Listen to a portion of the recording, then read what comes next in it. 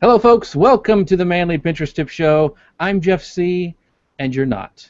And we have got a great show for you today. As always, we'd love for you to head over to manlypinteresttips.com, subscribe to the email community so you'll never miss out on one of these awesome shows today. Today, I'm so excited to have Kim Vidge with us.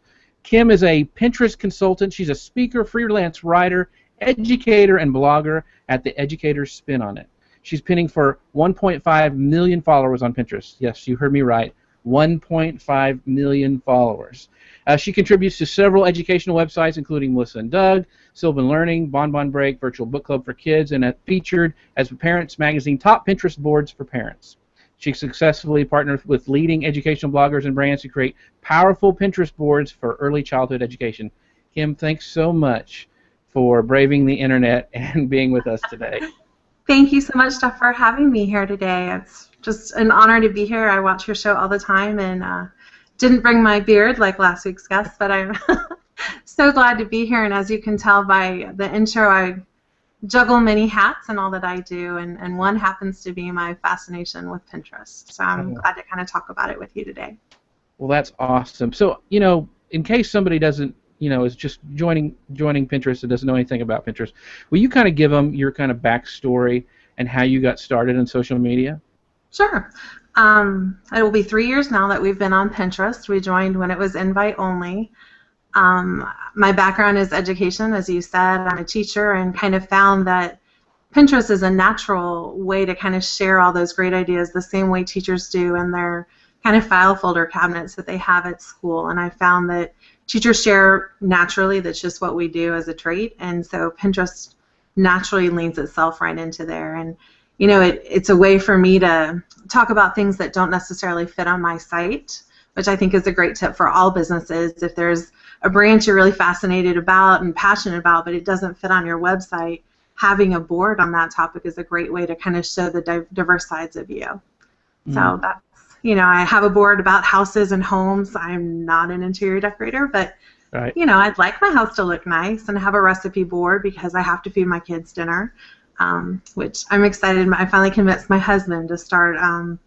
We have a board, a private board together, that's secret, where we do recipes back and forth with each other. So I'm converted him. I'm so excited. That's really cool. Yeah, I do that same thing with my daughter because I do most of the cooking just because I'm home and my wife's a teacher, and so I'm able to start supper. And so my daughter and I, she's starting to do cooking together, and so we have a private board that we do the same thing with. So that's a lot of fun. I sent my son off to college. Well, actually, he's a senior right now, and that's another thing we do is he's always saying, "Mom, what do I cook?" And so that's I think this next generation is really going to be pulling a lot from Pinterest with everyday life stuff and resources. So it's fun to have it. Yeah. So as we're going through the questions, if anybody who's in our live audience has some questions for Kim, teaching questions or even business questions, make sure you add those in the comments, and we'll try to get to them during the show.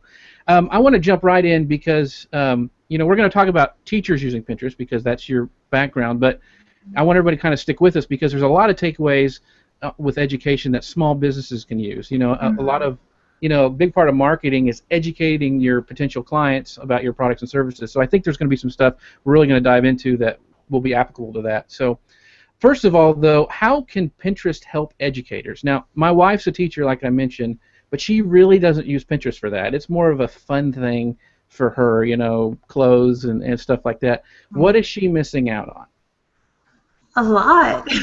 First of all, what grade does she focus on? I think that's probably... She was a first grade teacher. Now she's jumped into, she's actually teaching junior high because that's where our kids are now. Because you'll find the older the kids are getting, the less content there is on Pinterest, but that doesn't mean it shouldn't be there. I actually think it should be there more because you've got older kids. Like, as kids get older, there's less resources for parents to pull from.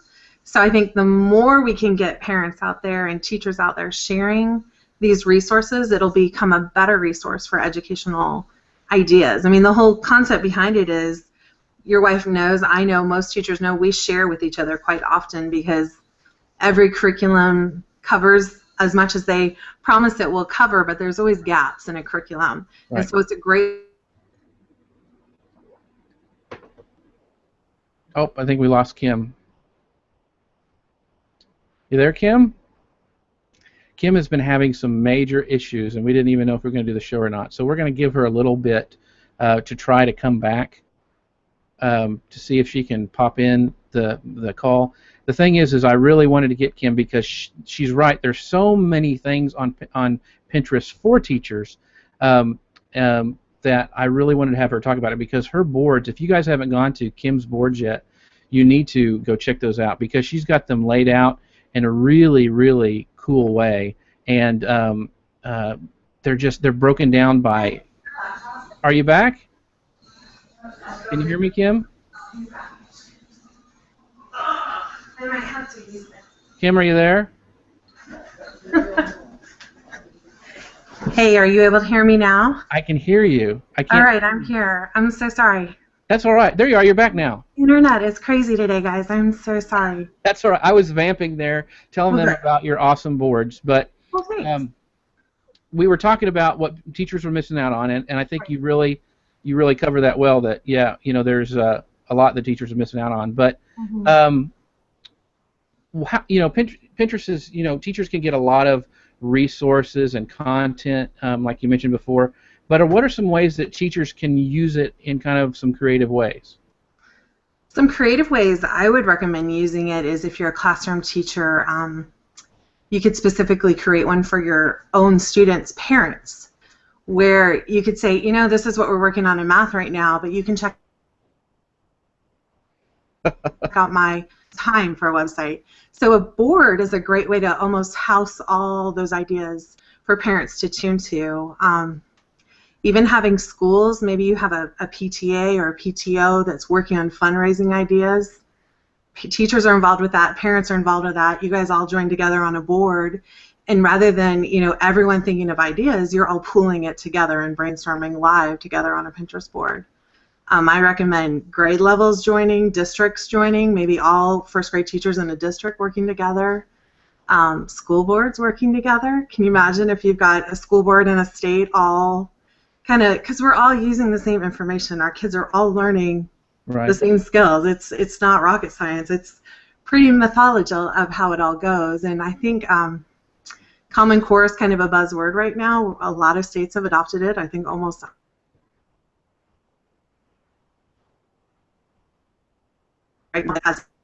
and many of us use names of Common Core so that we can all use that as a search engine to supplement the things that we need. Gotcha. Well, another question for you is, what is Teachers on Pinterest? Now, was that created specifically by Pinterest? Yes, it's a Pinterest account that they created for teachers, and they invited some co-leaders to lead the boards, and those leaders invited those that were in their niche that they knew were providing pins that would relate to those topics to be there. Okay.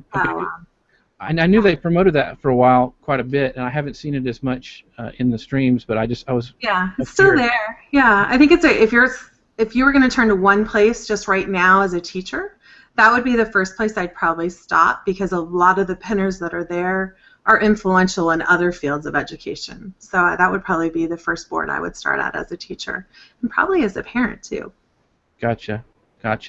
How can teachers use Pinterest to collaborate or maybe network with other teachers? Now, my wife does do some stuff with Teachers Pay Teachers and stuff like that, but how can they collaborate together on Pinterest? I think, are you talking about teachers that necessarily know each other, working coincide with one another? Yeah, or just networking, just the best.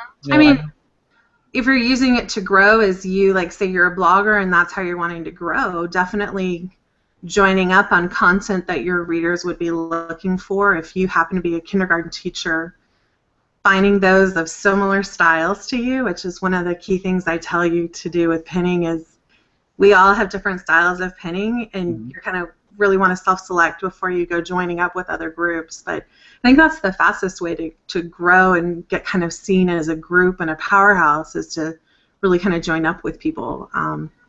I've seen a lot of people using kind of lesson plan descriptions in their keywords. So maybe it's a standard specific that you're looking for, and you could use this as a business as the specific training module you're using in that description, so when somebody types it in, it pulls up that kind of references that have been made. Gotcha. So just saving time. I know a lot of people joke that it's a time suck, but if we're all doing it the right way and using the right words, you've really saved people time. One big tip is if you're searching on Pinterest, rather than searching just pins, pull up a board under that topic you're looking for. Let someone else's search reward you with that time, so you're not spending so much time there. Gotcha. So you can kind of see a big kind of overview of like the topic you want. Good big picture. And then, of course, Pinterest added all those interest buttons now that you can really hone in and narrow down on what you're looking for. Gotcha. Well, here's a question from somebody who was over on Facebook, and she wanted to know about you and said, does she only pin from nationally recognized websites, organizations, or does she pin things from individual teachers? Both. Like, as a teacher, I know kind of those hub websites that we all turn to that are recognized, that have, you know, certified writers within the program. So I turn to those, but then I turn to teachers, because teachers are in the trenches. They know what's needed, where the gaps are, because that's a lot of where the curriculum is shared on Pinterest. There were gaps in curriculum, so we're kind of filling them. Maybe you can do it a little quicker with that. So I have some key teachers I follow and pay attention to. Because I'm not necessarily in the classroom right now, I do tend to follow boards. Gotcha. That are specific for me and my content rather than the whole board. I know that's not always, but I found my stream just got so overwhelming with stuff that I couldn't take it, so I kind of niched it down to what I really needed to focus on. So it's probably like in our stuff. Yeah. Well, it's probably like, you know, there's probably people that you trust, like you said, individual teachers. You know, there's people like, you know, Cynthia Sanchez, Peg Fitzpatrick. I know always going to have good content, and so, you know, you follow those people. Because I really recommend always reading what you've pinned. Right. Like, if I know Cynthia's pinned something, yes, I'm not, like, I trust her. I know I'm going to save that and go back and read it. But I really recommend what you're pinning to read. And just because we're kind of up on the topic of education, I am not a big worksheet pinner. Right. Which, if you float over in that world, there's a lot of teacher pay teacher, teacher notebook images, and if we're trying to reach the general public with those things that we're creating, my recommendation is maybe do 2 images, one of that little graphic you've created, but one of it printed out, maybe sitting on a desk, having a hand starting to color the image or something, just to make it more real life. Because I think if you're trying to reach those real people, those parents that really need those resources, making it a little less teachery helps sometimes get it shared more. Gotcha. Yes, it's like anything else on Pinterest. The image is so important, and you don't want to just like a kind of goofy looking picture. Right. You want to have a nice real life behind the scenes kind of a thing. Just like I know, and teachers I think are drawn toward those kind of things. So you kind of have to float in both worlds. But again, it's what your focus is. If your focus is reaching parents and all the users on Pinterest, then at least provide 2 images to kind of choose from. And it doesn't even have to be on your website. You can pin, a different image on Pinterest and have a different one sitting on your site, just to get that out there and test it out. And all those images work really well on Google Plus too. So yeah, big idea for cross promoting. One of the things that drew me into Pinterest first was the ability to pin video on Pinterest. How would a teacher maybe use that feature? Would it be like educational video boards? How would you suggest a teacher use that? Well, a lot of classes right now are, I just forgot what it's called, brain pops, where you stop in the middle of your class and have some sort of gross motor movement. Even having a whole Pinterest board set of all those videos ready to go. You could put it on your YouTube playlist too as a teacher, but maybe making that as a resource for other teachers to pull from within your grade, within your school, within your district. Again, thinking bigger, the time you've saved them by just pinning it and saving that. Right. So having them all there, maybe even pinning computer apps. I know a lot of our districts purchase specific programs for the children to use at home, and then they'll always share them on a website. But if you're a teacher, why not have a board pinned with all those different apps? A child should have the login at home, but it's kind of a visual so they can choose from which ones should be there. But definitely putting videos. I'm trying to think what else. I know I like to share on our site specifically a lot of author interviews. So maybe having a kind of a storyboard of connections with authors, because I think making that personal side with kids is really important to show it's a real person who wrote all those stories we're reading in the classroom. So that kind of the extra things you do, and we have some key sites that share a lot of video on their sites, so kind of having it pre-screened and ready to go. Gotcha. I know a lot of teachers, I mean, the ones I've seen and I never thought about before, but they're pinning their book lists, and it's kind of cool because you get to see the really cool covers of the books and stuff, and I think that's a good way to kind of get kids involved in the, the book lists. One of the things, when researching this topic, I found that a lot of teachers use Pinterest, to share actual resources, just like we said with the book list with their students. Does that happen often, or because I've always thought of Pinterest as for teachers as kind of, I'm going to gather information from me to share. I don't want to forget, yeah. Yeah, but they're actually using it to share, like, book lists, or I'm assuming it'd be more for the older grades, but is that kind of a trend that's happening? Has it been going on for a while? I think right now we're still in that zone of saving for me and doing that. I think for me is because I'm able to step back, I'm not in a classroom every day, I'm kind of seeing the bigger picture of, hey, if we all team up together, look at how much more powerful it can be. If you look at what's most popular on Pinterest right now, education's still lower on the totem pole, and I'd love to see us move it up, just because, without it, it's just key in life. So it's a whole lot more important than those nail and fashion pins that we see. So I'm just over it. Like, education needs to be the top up there. And I think more guys would find that more beneficial, don't you think? Yeah, I think so. Yeah, my thing is you make a good point, is the power of the group, because you can be as creative as anything, but you always can get different ideas, and seeing what somebody else is doing and taking that and doing a twist on it. And it's not just for education. I mean, it's for marketing. It's about way to do a business card. I mean, all sorts of things, and that's what I love about Pinterest too, is it kind of guides you on your creative process, I guess. Right. It does, and honing into things that are of your interest, like you and I share a Pinterest board because we're always looking at content for Pinterest. Well, there might be teachers honing in on, maybe you're a science teacher. Join up with other teachers and really work and hone in on really finding the best science resources out there. I think we're finding that a lot of the really great education sites aren't really Pinterest friendly just yet. You'll go there, you'll read some great article, and you go to share it, and there's no image there. So that would be my big tip to a lot of the really strong education-based sites that are based on research, is if we can invest the money to get some pinnable images, more and more teachers are going to share your content. It'll pass along to teachers, and then it'll pass along to parents too. Because at the end of the day, a parent is a child's first teacher. It's the one teacher that goes with them through life. So empowering them with that information too will help. I know Peg's real good about creating her own graphics to promote an article. I've started doing that a little bit. Again, it's time consuming, but for me, it's the better of the good. How can I help spread this word? So I'm starting to do it a little bit more. So I think if more teachers are willing to do that, you've got some great apps like Canva and PicMonkey there. You can create images, and it doesn't really take a big time to do it. So I know recently I shared one for gifted education, and that one went really well. And it was just a basic image with text and a tree behind it. It wasn't anything complicated. So I wanted to share that. Yeah, I've done the same thing, because you come across a great article and there's not really good image, and it would do well on Pinterest. So yes, it does take time, but I think it helps. As long as people are looking for you for good content and creating good content, I think it's worth doing a lot of times. Could older students, I'm thinking, maybe junior high, high school, could they use Pinterest for like group work? I mean, I saw some examples when I did some research that they could create a group collage, and then the teacher comes back and leaves comments on that. Have you seen that happening? I haven't seen it happening. I think it's a phenomenal idea. I know I spoke in a conference recently about that idea. I would maybe consider keeping it secret so that your children are a little bit more protected and no one's really seeing comments and stuff that are being made. But there's no reason you can't have a whole bunch of collaborators on a secret board where the teacher can monitor what's going on. I think it's a great way to, research, keep track of all the things you've been researching for that research paper you're working on. I mean, it's bookmarking live. It's all there visual for you. Right.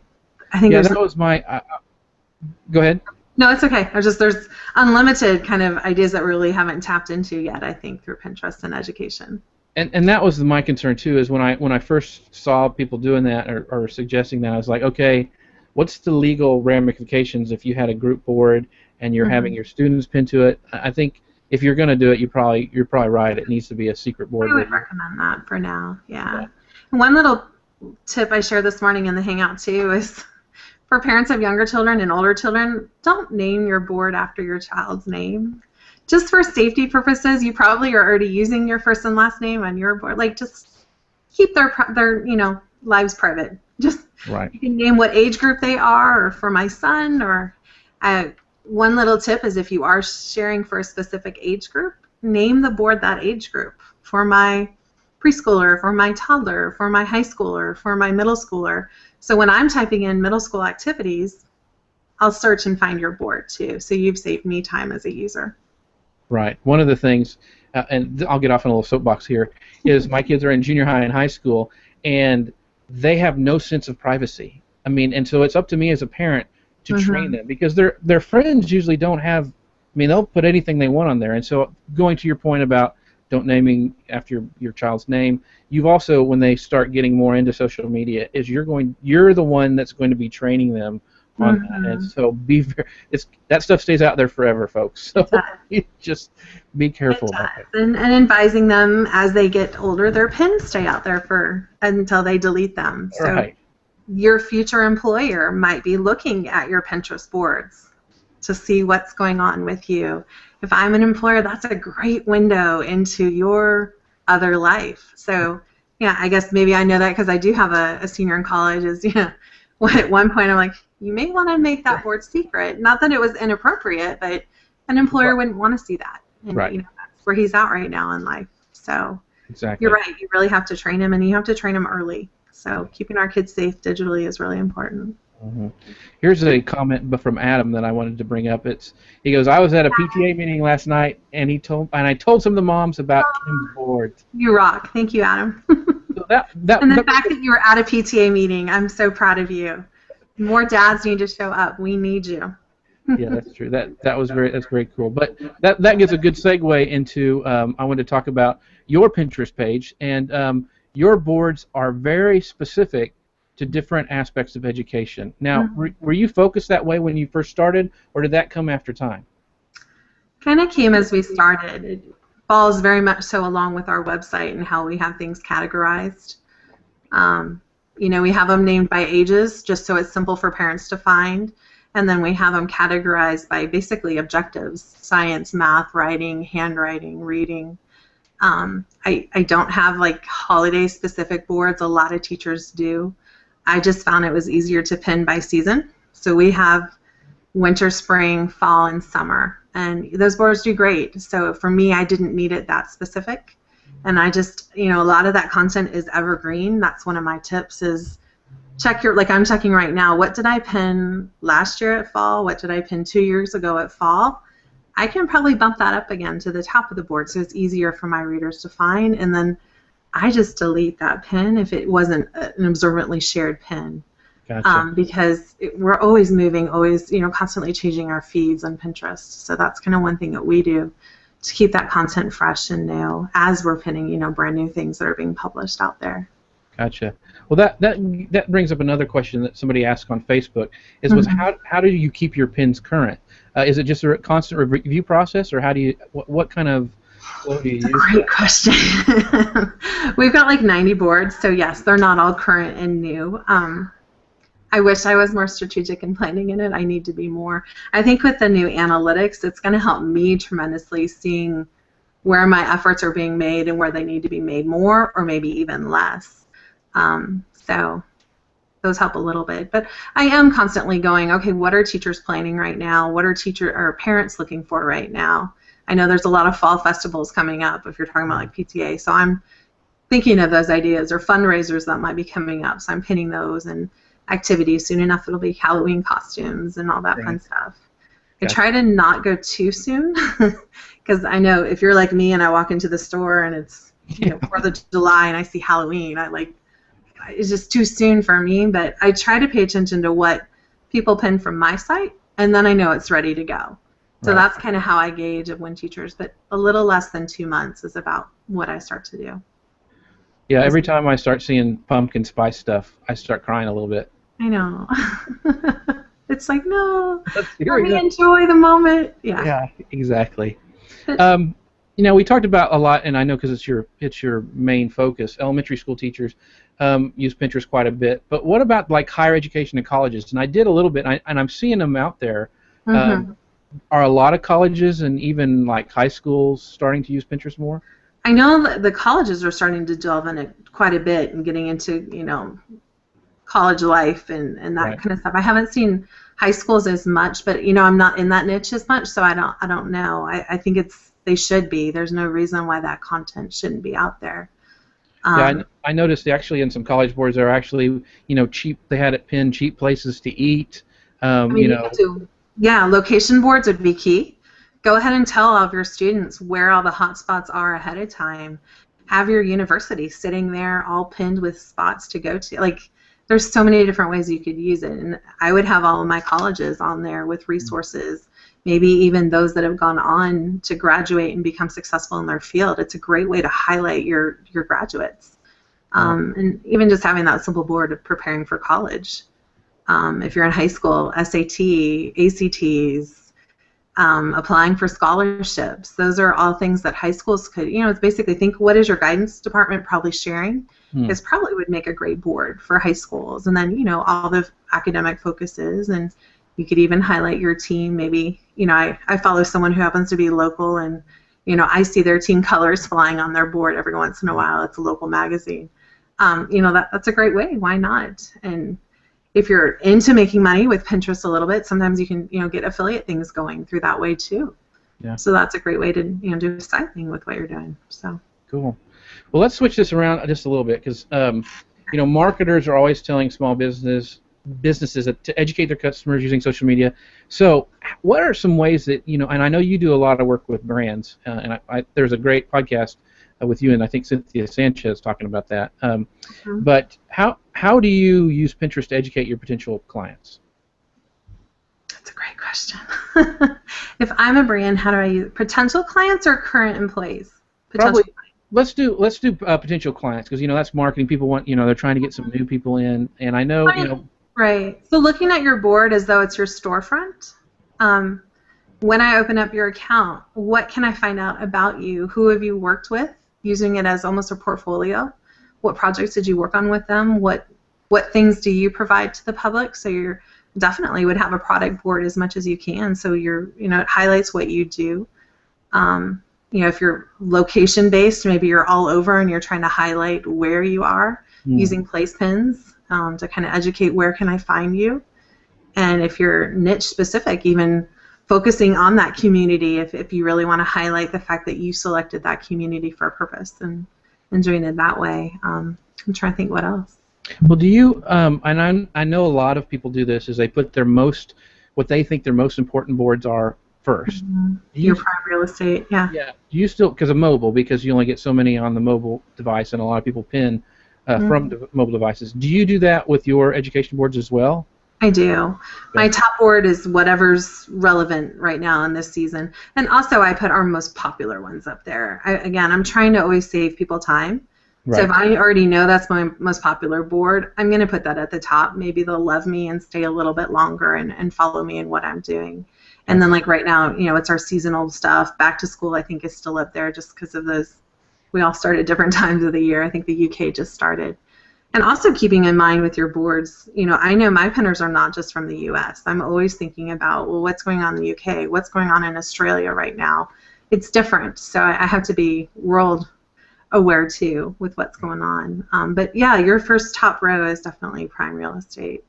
I know some teachers specifically will kind of categorize it alphabetically, which is a great idea. We don't do it that way. I kind of have a mishmash of ways that it works, but I kind of do it by age, and then I do it by subject area. You kind of most relatives at the top, and I keep my group boards at the bottom. Okay. Just because I have less control over that content, I'd rather them see my content first. And then at the very bottom, I keep kind of some of the most popular group boards that we contribute on, which is a lot of our success is honestly through group boards. Do you rotate? How often do you rotate those? I know you said it by season. Is it just kind of when you feel like it? Kind of when I feel like it. I should be so methodical. Yeah, no, it's pure luck. No, it's you know what, if I notice all of a sudden I'm starting to pin more on that content, it must be time for that one to come up. And just, if I'm highlighting something on our site itself, then that might be a hot board that I move up there. If I know there's a series coming up on school lunches or whatever, I'm going to move up my board about help packing. You know, I actually have a help packing your lunch board because I'm so tired of packing school lunches. I need inspirations. So, you know, something that's relative on your site, you can draw more traffic. And one big tip I have is tell people you're doing that. Tell people you're working on a specific board through Twitter, through Facebook, through Google+. How would they know what you're doing if you don't tell them, you know? So kind of cross-promoting. Every once in a while I try to tweet out one of my pins, but not a whole lot, but at least for people to, oh, what's going on over there kind of thing. Right. Good points. Good points. One of the things I wanted to ask you also is the teachers that stand out in my mind are the ones who use storytelling when they teach. I mean, I have ones I still remember when I was, you know, back in the day, that told stories when they teach, and they were the best teachers. Those are the teachers that you look forward to their classrooms. They were usually the hardest. They were usually the toughest ones, but they were the ones who, I guess, engage with you more and stuff like that. So how can businesses use storytelling to reach their customers? You know, specifically maybe visual storytelling with Pinterest. Right. That's a tough question. You know, I mean, if you're developing a product line, you kind of giving them that story of where did inspiration come from? Where did it? I remember reading, the coffee company, Caribou Coffee Company. Remember when Pinterest put that huge, large thing in the mall? I loved following that story of where did it come from and what flavors were developed from it. So kind of giving a story through pins, I think is a great way to do that. Teachers, a lot of our teachers were probably passionate because of a life experience they probably had. I know, like in the classroom, I always go into my daughter's school and teach about India because that's where my husband's from, which explains the Vij part of my name. Right. So, you know, I'm a lot more passionate about that. Those are content I share about, and we actually have an India board because that's something I know about and trying to learn myself about. So in the process, I love sharing that with others. So kind of giving that background of where your concepts are coming from. If you're focused on a color line within your product, have a board on that color. Like, play with it and have fun with it. People are drawn to those beautiful, colorful images. Take advantage. And maybe their next step is, you know, I'm drawn towards this teal board. Let me go in and see what products they are doing within that color scheme. Gotcha. Here's one. I want to ask you this question because it kind of ties into that. You know, I've seen some businesses, they have been pinning client testimonials, and they have a board with just client testimonials. Do you think that's a good idea? Because some part of me goes, well, that's really kind of easy. But then again, I thought that's really telling their story. It is telling their story and making them a human, showing their personal side. I don't know that my whole board would be that. Finding maybe a way to intertwine it with something else, maybe quotes that inspire you and your readers. A lot of businesses do well with maybe their funny quotes, maybe their inspirational quotes, maybe their work ethic post if you're working in a company and, you know, what would your boss put up on the bulletin board every day at work? You know, those probably motivate other people too. So kind of, you know, this is what drives us kind of board through customer reviews and inspirational quotes, awards that your company may have won through a product they produced, kind of your trophy case in essence as a board. Because I like those stories. I don't know, like showing your personal side is kind of the fun part of Pinterest. Yeah, I probably got to one that was just, I think you're right, doing it in a creative, cool way with quotes and stuff. The way I saw it, it was kind of, it looked really, it wasn't, yeah, it didn't look very I love also seeing employee boards. Some companies will, you know, what Jeff is pinning this month and kind of highlighting behind the scenes people, because a lot of us really want to know who is it. If it's this huge influential company, we kind of want to know the personal side of it. It makes us connect more, trust you more, you know, if I kind of know what's going on. So again, I wouldn't make the whole board that because you're not going to see a lot of interaction on it. It's just going to be there. And if you don't want a lot of interaction, just have it there. I like to look at it as it's an extra page of your website, the one you didn't have to host, maintain, or develop. You just pin it, and it sits and floats there. So If you're going to do something like that and you really aren't planning on a lot of repins, you can always develop it as a secret board and then just publish it maybe in the middle of the night and just talk about it on your website. Embedding boards is a great tip too on your site if you're really trying to draw traffic over there. You know, have you met our team? And you know, if you didn't want to take up site space. Right. That's a good point. Very good point. Free. Well, why not? I've got two more questions. I ask pretty much everybody these questions. The first one is, what was the biggest mistake you think you made when you first started doing Pinterest? Biggest mistake I made doing Pinterest. When you first started. There's no mistakes. What are you talking about? You got over 1 million followers. You don't make mistakes. That's right. I've made lots of mistakes. Probably too many pins. Okay. We've got far too many. Like right now, I need to go back and curate and delete some pins that just weren't successful. Because I think it's like at 14,000 right now. It's far too many. I think any new user trying to follow me, it's overwhelming. So maybe pinning too many. You know, actually, this is one mistake, and I know a lot of users still do it, is when they get on and they get onto Pinterest and they join group boards, they publish this great piece and they want to get it out everywhere. And all of a sudden in the stream you see bloop, bloop, bloop, bloop, bloop on everyone's boards. It's this group board, it's that, oh, it relates to this.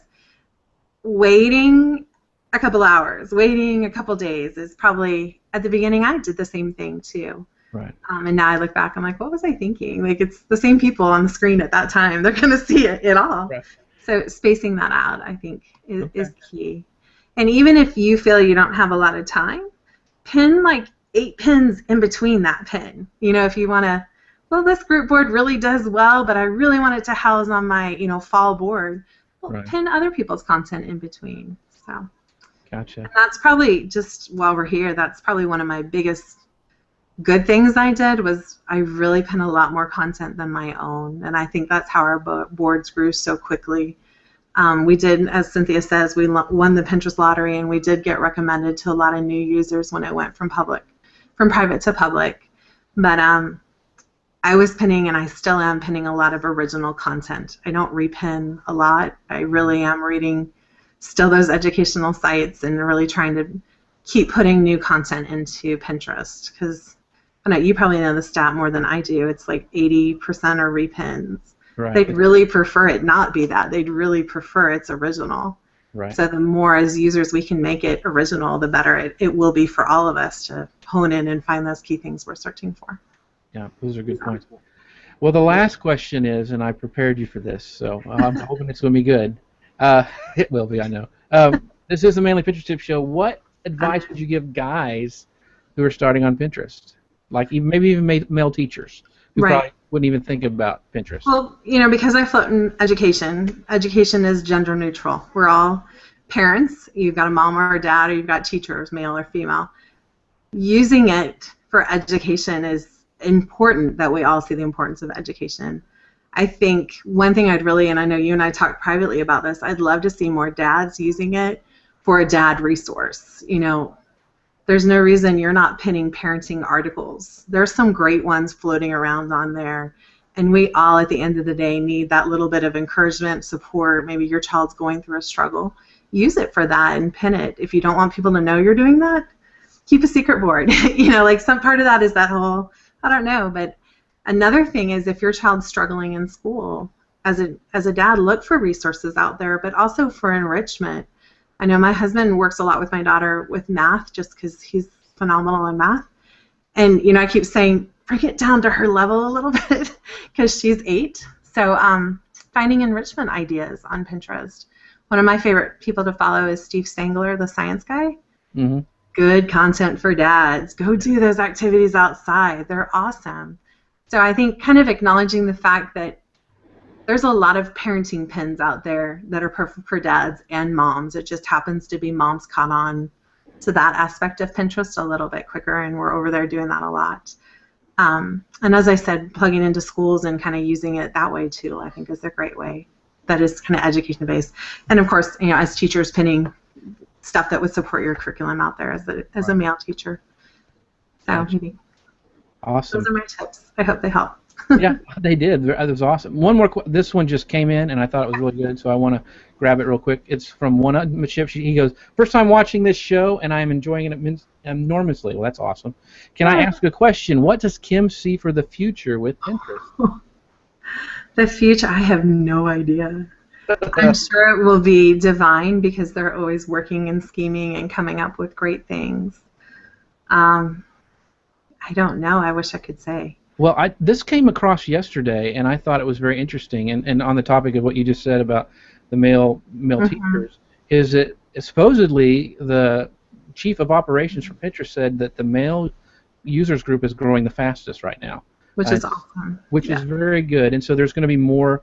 I think there's going to be a lot more guys. It's going to even out a little bit. I think diversity in pins for sure would be my future kind of. You won't see as many of those typical girly kind of pins. I think you're going to see a lot more diversity because I think a lot of brands have finally caught on that it's happening. You better jump the board and come with us.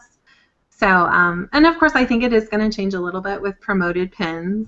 It's the nature of the beast. It's going to happen, but I think Pinterest has a great business strategy. I think they're going to do it well, but I think more diversity in concepts that you're going to see over there. Yeah. Well, I think so. I think you're right. I think it will.